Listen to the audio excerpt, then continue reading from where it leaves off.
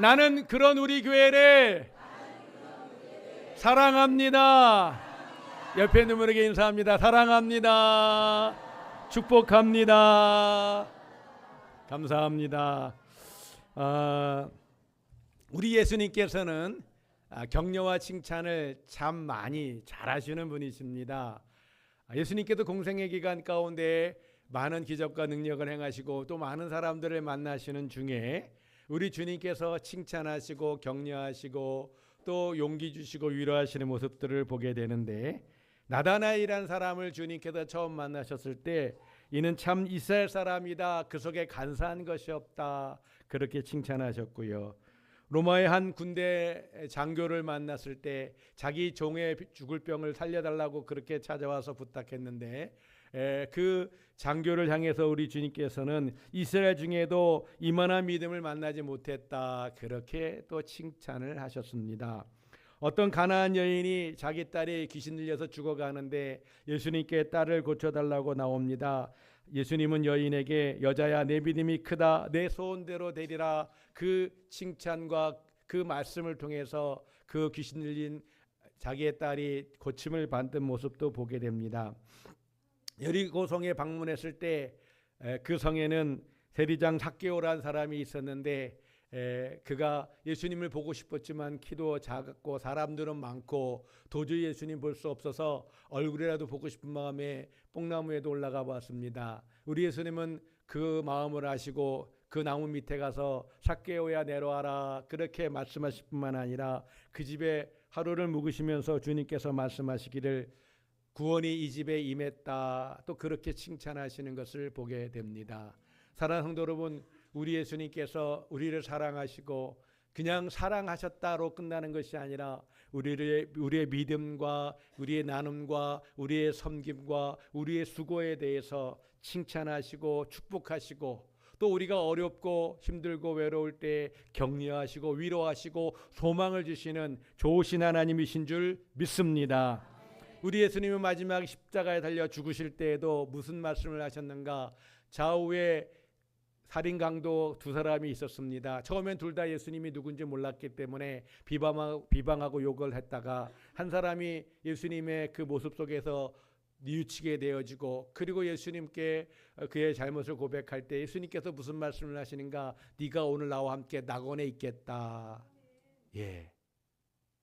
예수님 욕하던 사람도 죽기 직전에 주님께 그 머리를 조아리고 주님의 은혜를 구할 때 낙원에, 천국에 가게 되는 줄 믿습니다.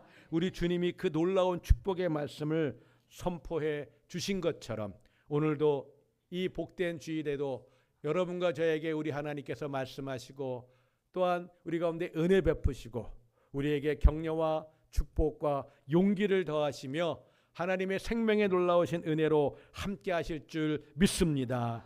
사랑하는 우리 수동동 가정 여러분, 더욱더 그렇게 주님을 섬기고 아멘하며 주님 앞에 주님이 하셨던 칭찬과 격려와 그 사랑과 위로와 소망의 말들이 우리의 입술에서 항상 넘치시기를 주님의 이름으로 축원합니다. 아멘, 아멘, 아멘.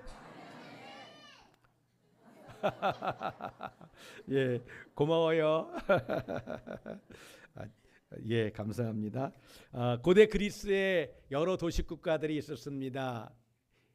그 많은 도시국가들 가운데 두 개의 도시국가가 힘이 셌는데 그 중에 하나가 스파르타라고 하는 도시국가가 힘이 셌습니다. 이 도시국가는 자녀들이 태어나면 그들에게 훈련을 시키고 또 용맹스럽게 자라가게 합니다. 그래서 일당백에 그와 같이 싸움을 잘하는 용맹한 용사로 자녀들을 양육했습니다. 항상 말씀드리지만 어느 시대나 어느 나라나 과거 시대는 더더욱이 자주 있었던 일입니다. 힘이 있으면 그 힘 자랑을 하고 싶고 그 힘을 통해서 주변의 나라들 사람들을 굴복시키고 싶고 그걸 빼앗고 싶어하는 것이 사람이 타락한 심성 욕심이었기 때문에 이 스파르타도 주변에 많은 민족들이 있고 또 공격을 당하고 하기 때문에 싸움에서 이겨야 살아남는 것이기 때문에 그래서 어려서부터 용맹스러운 그와 같은 군사로 또 그와 같은 장군으로 자녀들을 양육하곤 했습니다. 자, 그렇게 군대가 강한 나라였음에도 불구하고 이 스파르타가 오래가지 못합니다. 왜 그랬는가 하는 것을 돌이켜 볼 때 이 나라는 장군이 전쟁에 나가서 패하게 되면은 징벌을 내리는데 그것은 이 스파르타 국가에 그와 같은 수치감을 갖게 했다라고 하는 이유 때문에 그 처벌로 그 생명을 거두었습니다. 그러다 보니까 전쟁은 자주 있습니다. 항상 이기는 게 아니에요. 아무리 내가 강해도 항상 이길 수 있는 건 아닙니다. 그러다 보면 패할 때가 종종 있는데 그때마다 훌륭한 장군들이 목숨을 잃게 됩니다. 시간이 가다 보니까 이제는 나라와 민족을 지도할 만한 지도력이 점점 약하게 되었고 그래서 역사 속에서 오래가지 못합니다. 그런데 반면에 로마 제국이 있습니다. 이 로마 제국은 그 역사 속에서 1500년이라 되어지는 기나긴 기간 동안에 그 제국을 이루고 있음을 역사에서 우리가 볼 수 있습니다. 많은 제국들이 있었습니다. 어떤 분들은 애굽을 제국으로 볼 수 없다 뭐 그렇게 얘기도 합니다만 우리는 보통 애굽을 제국이라고 합니다. 애굽 제국도 있었고 또 성경에 나오는 아수르, 아시리아 제국이 있었습니다. 성경에 나오는 바벨론, 바벨론 제국이 있었습니다. 그리고 역시 성경에 다니엘의 마지막 시대 부분에 그리고 이제 이스라엘 백성들이 포로가 귀환되어지고 새롭게 나라를 회복할 때에 페르시아라고 하는 제국이 있었습니다. 이와 같이 여러 제국들이 있었는데 로마 제국처럼 이렇게 1500년의 기나긴 역사를 갖지 못했습니다. 그런데 역사가 가운데는 이렇게 평가를 합니다. 로마 제국이 그렇게 오랫동안 그렇게 제국을 유지할 수 있었던 힘이 어디였을까? 그것은 로마는 장수가 전쟁에 나가서 패하고 왔을 때 스파르타처럼 바로 처형하지 않았습니다. 어느 나라나 명예를 존중히 여깁니다. 특별히 로마 제국도 국가적인 명예를 귀히 여기는 나라였는데 장군이 전쟁에 나가서 패했다. 그러면 어떤 생각을 갖고 있었는가 하면 본인이 얼마나 수치심이 많았겠냐. 명예를 존중하는 나라인데 명예를 존중하는 그와 같은 국민성을 갖고 있는데 나라를 위해서 나가 싸웠는데 패했다. 그 수치심이 클 거라는 것입니다.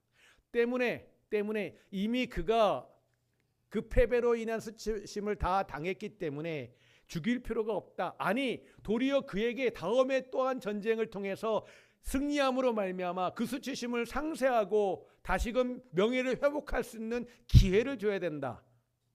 이런 사고를 갖고 있었습니다.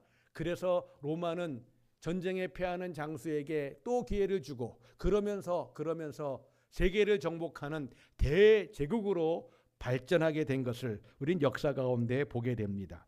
무슨 말씀인가? 사람은 누구나 실수할 수 있습니다. 사람은 누구나 잘못할 수 있습니다. 항상 잘할 수 없지요. 그럴지라도 우리가 함께 살아갈 때 서로에게 격려해주고 위로해주고 용기를 주고 잘하는 것은 더 칭찬해서 더 잘할 수 있도록 그렇게 해주는 것은 참으로 중요한 것이고 우리 주님께서도 기회와 같이 칭찬하고 격려하고 위로하고 믿음을 주시는 그 모습을 우리가 보았듯이 사랑하는 우리 성도 가족 여러분 날마다 그렇게 칭찬과 위로와 소망과 감사가 항상 넘치시기를 주님의 이름으로 축원합니다. 오늘 말씀 24절을 함께 보겠습니다. 24절입니다. 다 같이 봅니다. 서로 돌아보아 사랑과 선행을 격려하며 아멘. 서로 돌아보아서 사랑과 선행을 격려하라. 사랑을 행하고 선행을 행하고 있습니다. 그런데 격려하라는 것은 더 할 수 있도록 더 잘할 수 있도록 더 사랑할 수 있도록 그렇게 격려해 주어라 하는 말씀입니다. 앞에 말씀드린 것처럼 우리가 실수할 수 있고 넘어질 수 있습니다. 그때도 서로 돌아보면서 위로하고 그리고 용기를 주라고 하는 것이지요. 포기하라고 그렇게 하면 안 됩니다. 우리가 실수하거나 잘못했을 때 거기서 비방하고 함부로 말하기 시작하면은 그것은 그러하여금 포기자가 되게 하는 것이고 실패자가 되게 하는 것이고 낙인을 찍는 것입니다. 어렵고 힘들어도 잘못하고 실수했을 때 우리는 더더욱 위로해야 되는 것이고요. 내게 어려움이 닥쳤을 때 그 어려움을 함께 나누면서 함께 더불어 위로하고 격려하고 축복하고 기도하고 새 힘을 주고 그리스도 안에서 한 사랑으로, 한 공동체로, 한 가족으로 함께 이겨 나가야 될 줄 믿습니다. 한번 따라하십니다. 서로 돌아보아 사랑과 선행을 격려하며. 아멘. 옆에 있는 분에게 인사합니다. 우리가 항상 격려합시다. 우리가 항상 축복합시다. 아멘. 성경에 보면 요나단이라는 사람이 나옵니다. 그는 사울왕의 큰아들입니다. 사울왕 다음으로 이스라엘의 왕이 될 사람이었습니다. 그런데 한 번은 블레셋과의 전쟁을 나갔다가 다윗이라고 하는 한 청소년을 만나게 됩니다. 그가 골리앗을 쳐 죽이지요. 그 모습이나 또 마음 가운데 다윗을 좋아하게 됩니다. 그래서 형제처럼 친구의 언약을 맺습니다. 그런데 문제가 생겼습니다. 아버지 사울이 다윗을 미워합니다. 다윗을 시기합니다. 다윗을 죽이려고 합니다. 철저하게 그를 죽이기 위해서 수단과 방법을 가리지 않습니다. 그 이유가 무엇인가? 그것은 다윗이 왕이 될 거라고 하는 두려움이 사울에게 있었기 때문에, 그래서 내 아들 요나단에게 왕위를 넘겨줘야 되는데 그러기 위해서는 다윗을 죽여야만 해야 했기 때문에 사울은 다윗을 죽이려고 눈에 불을 켜고 쫓아다녔습니다. 그런데 요나단은 다윗과 친구의 관계를 맺었습니다. 언약을 맺었습니다. 그 다윗을 향해서 요나단은 아버지 사울이 죽이려고 할 때 도리어 그를 보호해 줍니다. 도망가게 해줍니다. 변호를 해줍니다. 그와 같은 관계를 맺고 있습니다. 아니, 요나단이 아버지 사울이 다윗을 죽이려고 하는 이유를 몰라서 그런 거라면, 아니요, 요나단은 잘 알고 있습니다. 아버지 사울이 다윗을 죽이려고 하는 것은 바로 나를 다음에 왕위에 올리기 위함이라는 것을 잘 알고 있습니다. 그럴지라도 요나단은 여전히 다윗으로 하여금 아버지의 그 칼끝에서 다윗을 보호하고, 그리고 죽음의 위협 가운데 있고 두려워 떨고 있는 다윗을 그에게 격려와 위로의 말을 해주곤 했습니다. 이것이 바로 요나단의 모습인 것이죠. 자, 그렇게 도망다니는 다윗이 오랫동안 잘 도망다녔는데, 그러나 나라도 작고 이 도망가는 것이 한계가 있었습니다. 그러다 보니까 이제 정말 사울왕에게 붙잡히게 될 위기 가운데 처하게 되었습니다. 그때 요나단이 은밀하게 다윗을 찾아갑니다. 그리고 다윗을 만납니다. 다윗을 만나서 정말 아버지가 사울이 곧 다윗을 잡을 그런 위협 가운데 있을 때 그렇게 요나단이 다윗에게 이야기를 합니다. 사무엘상 23장 16절 17절 말씀입니다. 다 같이 봅니다. 시작. 사울의 아들 요나단이 일어나 숲풀에 들어가서 다윗에게 이르러 그에게 하나님을 힘있게 의지하게 하였는데, 곧 요나단이 그에게 이르기를 두려워하지 말라. 내 아버지 사울의 손이 내게 미치지 못할 것이요, 너는 이스라엘의 왕이 되고 나는 내 다음이 될 것을 내 아버지 사울도 안다 하니라. 아멘. 이 말씀을 보니까 이해가 안 되는 내용이 가득 찹니다. 아버지가 자기 때문에 사울을 죽이려고 쫓아다니는 것인데, 그 다윗을 은밀하게 찾아가서 하는 말이 하나님을 힘있게 의지하게 했다. 하나님을 의지하라고. 하나님을 의지하라고. 하나님을 힘있게 의지하라고. 이것이 격려고 위로입니다. 우리 그리스도인들이 서로에게 해줘야 될 이야기인 줄 믿습니다. 우리 모두에게는 다 근심거리가 있을 것입니다. 크고 작고 관계없이 다 근심거리가 있습니다. 그런데 요나단은 하나님을 힘있게 의지하라고, 아버지 사울이 죽이려고 하고 있고 이제 곧 잡힐 것 같은 위기 가운데 있음에도 불구하고 여전히 하나님을 의지하라고 그렇게 격려를 합니다. 그러면서 그 내용에 있어서 뭐라고 말하는가? 두려워하지 말라고 말하고요. 더 나아가서 내 아버지 사울의 손이 너에게 미치지 못할 거야. 너 잡지 못할 거야. 너 죽이지 못할 거야. 하나님을 의지해. 하나님이 너를 보호하시니까 너가 죽지 않아. 그렇게 이야기를 합니다. 자기 때문에 아버지가 그러고 있는데. 그러면서 또 더 이해가 안 되는 말을 합니다. 그것은 무엇인가? 너는 이스라엘의 왕이 되고 나는 너 다음이 될 거야. 너는 이스라엘의 왕이 되고 나는 너 다음이 될 거야. 다윗만 죽으면 자기가 왕이 되는데 아버지가 알아서 다윗 죽이려고 쫓아왔고 지금은 정말 다윗이 도간의 지휘가 된 것처럼 잡힐 수밖에 없는 위기 가운데 처해 있는 이때에 그 요나단이 하는 말입니다. 너는 왕이 되고 나는 내 다음이 될 거야.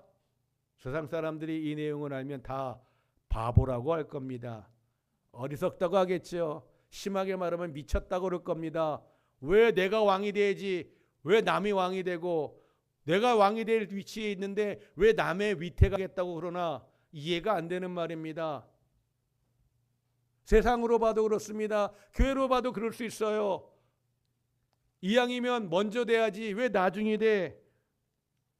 그러나 하나님의 은혜를 아는 요나단, 이날까지 하나님의 은혜 가운데 살면서 하나님을 바르게 섬겨왔던 요나단은 하나님의 뜻을 이루는 것이 중요한 것이었죠.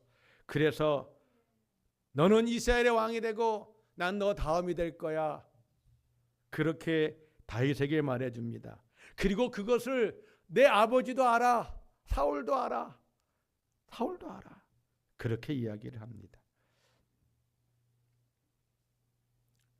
인간적으로 보면은 요나단의 마음에는 다윗 너만 사라져주면 내가 왕이 될 텐데 남들은 끌어내리기 바쁜데 남들은 죽이기도 바쁜데 그런데 요나단은 그러지 않았습니다. 너는 살고 내가 죽더라도 너는 살아야 된다. 오늘 요나단의 이 모습 정말 멋진 고백이 아닐 수 없고요. 우리 하나님이 정말 그 우정과 그 사랑 하나님이 축복하시는 메시지인 줄 믿습니다. 두려워하지 말라. 너는 왕이 될 거야. 나는 너 다음이 될 거야. 아버지도 사울도 알아. 우리가 함께 신앙생활하면서 서로를 그렇게 높여주고 세워주고 내가 너보다 나이가 많은데 내가 너보다 교회를 일찍 다녔는데 아니요. 하나님의 마음, 하나님의 심장을 품은 오늘 이 요나단의 모습이 우리가 서로를 사랑하고 존중하고 특별히 구역에서도 전도에서도 어떤 모임이든지 간에 모임 가운데 아니 더 나아가서 우리가 식사를 하고 3355 식탁에 앉아서 또 교제할 때에도 이와 같이 서로를 존중하고 세워주면서 위로하고 격려하면서 함께 하나님 안에 있도록 어려움을 함께 기도하면서 그 어려움의 문제가 기도 가운데 풀어지고 너의 아픔이 내 아픔처럼 여겨지면서 그렇게 서로 격려하는 것 우리 하나님이 기뻐하시는 줄 믿습니다. 바라기는 오늘 요나단의 이 고백이 우리 모두의 고백, 우리의 삶의 고백이 되시기를 주님의 이름으로 축원합니다. 아멘. 아멘. 아멘. 요한복음 21장은 우리 예수님이 부활하시고 그리고 여러 날이 지났을 때 한 사건을 말씀해 주고 있습니다. 우리 예수님이 부활하셨을 때 요한복음 20장에 보면은 제자들이 두려워 떨면서 마가의 다락방에 숨어 있었는데 우리 주님이 부활하신 모습으로 제자들을 만나 주십니다. 처음 부활하신 날을 이 마가의 다락방에 방문했을 때 여러 제자들이 있었습니다. 제자들이 다 놀랐어요. 그러나 주님과 더불어 함께 떡을 떼고 함께 이제 제자들이 예수님인 걸 알게 됐습니다. 확인하게 됐지요. 그리고 그 밤에 시간을 같이 보냈습니다. 그런데 제자 가운데 한 사람이 빠져 있었어요. 도마라고 하는 제자가 빠져 있었습니다. 도마는 참 합리적인 사람입니다. 그렇기 때문에 자기가 보기에 확실히 확증되어지지 않는 것은 참 믿기 어려워했던 사람인데 제자들이 다 같이 우리가 예수님 봤다, 부활하신 예수님 만났다, 우리가 함께 식사도 했다라고 하니까 이 도마가 너무너무 합리적인 사람이다 보니까 제자들에게 그럽니다. 내가 내 손가락으로 예수님의 그 창자국에 허리에 찔러보고 내가 그 못자국 찔러봐야 난 믿겠어. 이 바보들 그걸 믿냐? 지금 너희들 나 장난치냐? 나를 속이냐? 그러면서 이 도마가 다른 제자들에게 함께 식사까지 했음에도 불구하고 하나도 믿지 않았습니다. 예수님이 도마가 다른 제자들과 함께 있을 때 다시금 찾아오셨습니다. 그리고 도마에게 말씀하시죠. 자, 도마야, 내 손가락 내밀어서 이 못자국에 손 좀 넣어보고 이 창자국에 한번 손 좀 넣어봐라. 이와 같이 반복적으로 제자들이 예수님을 만났습니다. 그리고 21장으로 넘어가는데 갑자기 제자들이 예루살렘 마가의 다락방에 있던 제자들이 갑자기 디베라 바닷가에 가 있습니다. 이 디베라 바닷가는 시간이 많이 흘러가면서 동네 지명이 바뀐 것입니다. 옛날엔 군산이 진포였다면서요. 지금은 군산이라고 합니다. 전 진포라는 걸 군산에 와서 알았습니다. 이처럼 시간이 가면 그 지명도 이름이 바뀝니다. 그러다 보니까 옛날에는 갈릴리 호수, 갈릴리 바다라고 했는데 이 요한이 요한복음을 기록할 때는 디베라 바다라고 그렇게 다르게 부르고 있었습니다. 디베라 바다에 제자들이 갑자기 낚시하고 있는, 물고기 잡고 있는 어부 주신들이 다시 그곳에 가서 고기를 잡고 있었습니다. 그때 예수님께서 이제 동이 틀 때 새벽에 바닷가에 가서 제자들이 물고기 잡는데 물고기를 못 잡았어요. 그런 가운데 예수님이 모닥불을 피우고 그 다음에 떡을 구우시고 물고기를 구우시고 제자들에게 먹으라고 주셨습니다. 이렇게 두 번 이상을 예수님과 함께 식사도 하고 같이 시간을 보냈던 제자들. 그런데 여러 명이 다 바다로 돌아갔습니다. 그 중에 한 사람 베드로가 함께 그 자리에 있었어요. 근데 예수님께서 제자들과 함께 준비한 아침을 같이 먹이시고 나서 갑자기 예수님이 베드로를 부르십니다. 베드로야, 네가 나를 사랑하니? 네가 이것들보다 나를 사랑하니? 하고 3번이나 반복해서 물어보셨고요. 그 질문 앞에 베드로는 말합니다. 주님이 아십니다. 주님이 아십니다. 지금 예수님이 자기들 앞에 있다는 걸 아니까 주님이 아십니다. 그렇게만 대답을 합니다. 베드로는 생각이 많았을 것입니다. 모닥불이 켜져 있어요. 예수님 모른다고 부인할 때 3번이나 부인했잖아요. 3번째는 저주까지 했거든요. 예수님이 잡혀갈 거라고 할 때 절대로 그럴 수 없습니다. 예수님 잡혀가면 우리도 같이 잡혀가겠고 예수님 죽으면 우리도 함께 죽겠습니다. 호언장담했던 베드로였기 때문에. 그런데 그 새벽에 정말 닭이 울기 전에 3번이나 부인하고 저주까지 했기 때문에 그 죄책감, 그 송구스러움, 이것이 너무 컸던 것 같습니다. 그래서 부활하신 예수님을 2번 이상 같이 식사도 했음에도 불구하고 오늘 물고기 잡고 있었는데 바로 그 베드로를 콕 찍어서 네가 나 사랑하느냐? 네가 나 사랑하느냐? 저 같으면 뭐라고 하면 좋을까요? 이놈아, 너 정말 그럴 수 있니? 3번이나 부인한 것도 내가 용서해 줬더니 봐줬더니 또 도망가? 그렇게 야단칠 것 같아요. 너 그렇게 믿음이 없니? 내가 부활해서 같이 너희들하고 밥도 먹고 한 번 만난 것도 아니고 몇 번을 만났는데 그렇게 믿음이 없니? 그렇게 자신이 없니? 그러지 않으셨어요. 네가 나 사랑하니? 네가 나 사랑하니? 그러신 질문 가운데 주님이 하십니다라고 할 때마다 내 양을 먹여라, 내 양을 쳐라, 내 양을 먹여라. 주님은 초지일간 그 죄책감에 빠져서 어찌할 바를 모르는 베드로, 그를 위로하시고 그를 격려하시고 그에게 용기를 주시며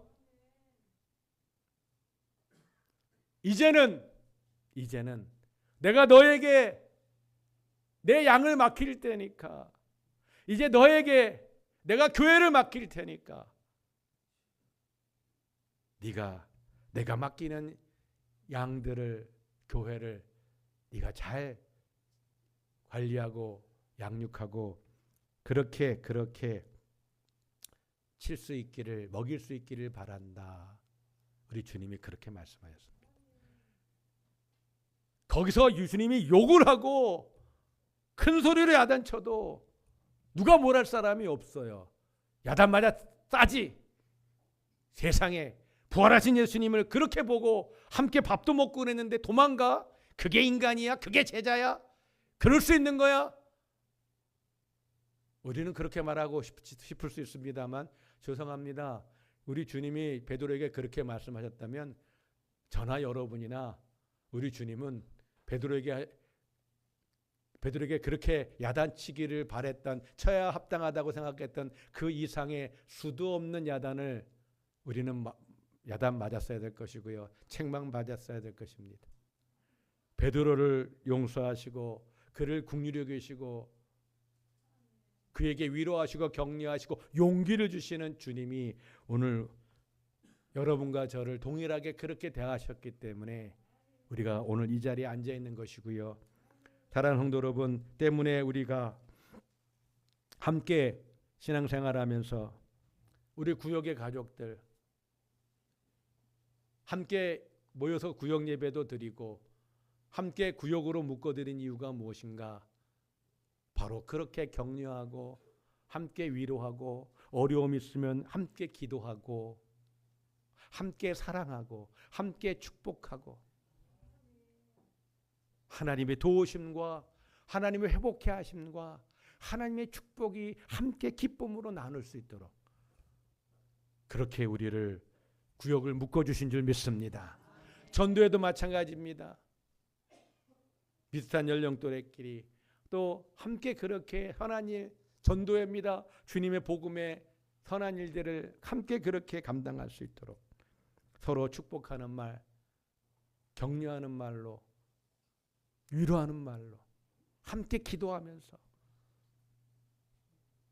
식사 후에도 마찬가지입니다. 저는 식사 후에 요즘에 여러분들이 무슨 대화를 하는지 제가 잘 모릅니다.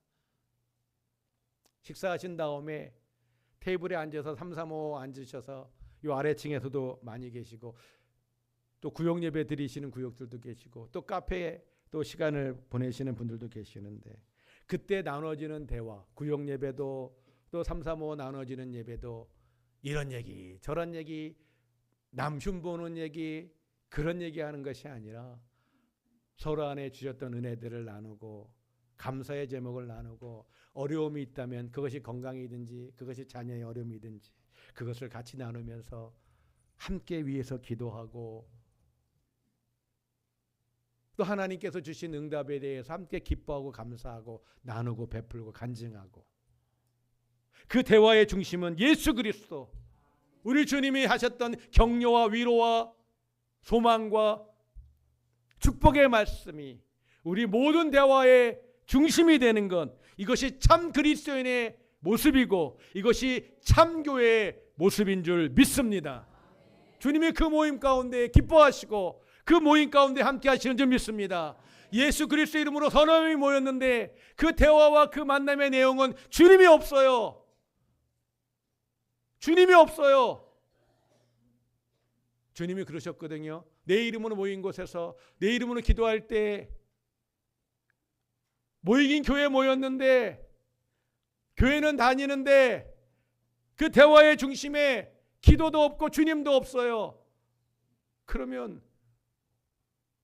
주님이 약속하신 내 이름으로 모인 곳에 내가 너희와 함께한다. 내 이름으로 기도할 때 내가 그 기도를 듣겠다 하셨던 그 주님의 응답과는 우리 스스로가 별개의 삶을 사는 것이죠. 성도 여러분, 예배당에 모였기 때문에 주님이 계시는 것이 아닙니다. 우리의 마음에 예수님을 모시고 우리의 만남의 중심에 예수님을 모셨을 때 그때 주님이 함께 하시는 것이지 예수 믿는 사람이 모였으니까 주님이 함께 하신다고요? 딴 얘기만 하는데 세상 얘기만 하는데 하나님 없는 얘기만 하는데 아닙니다. 성도 여러분, 착각인 것이죠.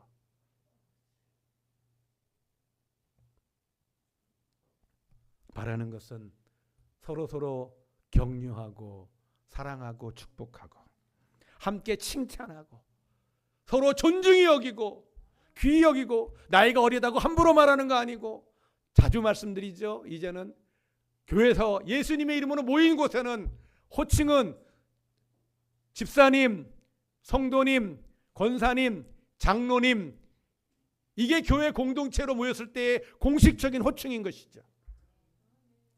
사적으로 따로 가까운 분들이 만났을 때는 편하게 대화하실 수 있어요. 교회에 예수의 이름으로 모인 곳에서는 우리의 호칭은, 내가 수십 년을 내 동생이었는데 친동생이 아니라면, 친부모 자식이 아니라면, 우리 모든 대화의 호칭은 성도님, 집사님, 권사님, 장로님. 이것은 훈련하셔야 됩니다. 죄송합니다. 과거에 훈련이 안 되신 것 같아요. 그건 중요한 것입니다. 교회를 지키는 것입니다. 서로를 존중하는 거예요. 함부로 취급받는다고 느낄 수 있어요. 서로 간에 연세가 높은 분은 높은 분대로 함부로 취급받는다고 생각하고, 연세가 낮은 분은 낮은 분대로 함부로 취급받는다고 생각하고, 교회는 그런 공간이 아닙니다. 예수 그리스도 안에 우리가 모두가 한 자녀이기 때문에 서로 사랑하고 존중하고 칭찬하고 서로 존중히 여기는 이 마음, 그러면서 서로 격려하는 것이죠. 그럴 때 우리 주님이 기뻐하시는 교회가 되는 것이고, 우리 하나님이 영광을 받으실 뿐만 아니라 우리 하나님이 하고 싶어하는 일들을 우리 교회를 통해서 힘있게 자유롭게 역사하실 줄 믿습니다. 우리가 항상 서로 격려하시기를 주님의 이름으로 축원합니다. 서로 존중히 여기시기를 주님의 이름으로 축원합니다. 우리가 서로 감사하며 함께 기도하며 함께 기뻐하고 그렇게 주 앞에 영광 돌리는 우리 수동동교회 믿음의 공동체, 사랑의 공동체, 축복의 공동체로 더 힘있게 나아가시기를 주님의 이름으로 축원합니다. 아멘. 아멘. 아멘. 우리 나의 안에 거하라 함께 찬양하고 우리 기도 제목 화면에 뜹니다. 함께 기도하시겠습니다.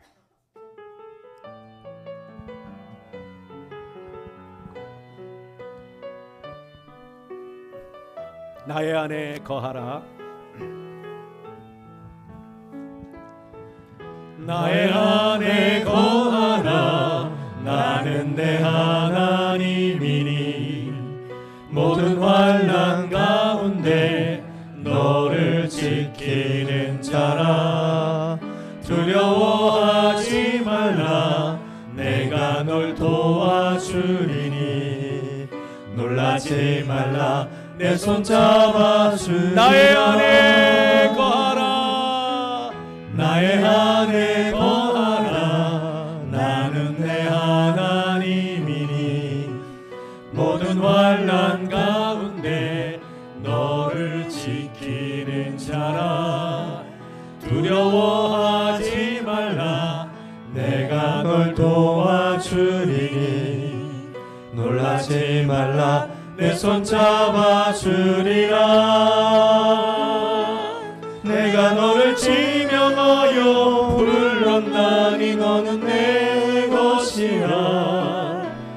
내 것이라. 너의 하나님이라. 내가 너를 보배롭고 존귀하게 여기노라. 너를 사랑하는 내가 너를 지명하여 불렀나니. 내가 너를 지명하여 불렀나니. 우리 하나님께서 저와 여러분 한 분 한 분을 향해서 너는 내 것이라고 말씀하십니다. 나의 소중한 아들과 딸이라고 하십니다. 아멘. 내가 너를 보배롭고 존귀하게 여기노라. 너를 사랑하는 내 영혼. 아멘. 다 같이 기도하십니다. 주여, 주님을 찬양합니다.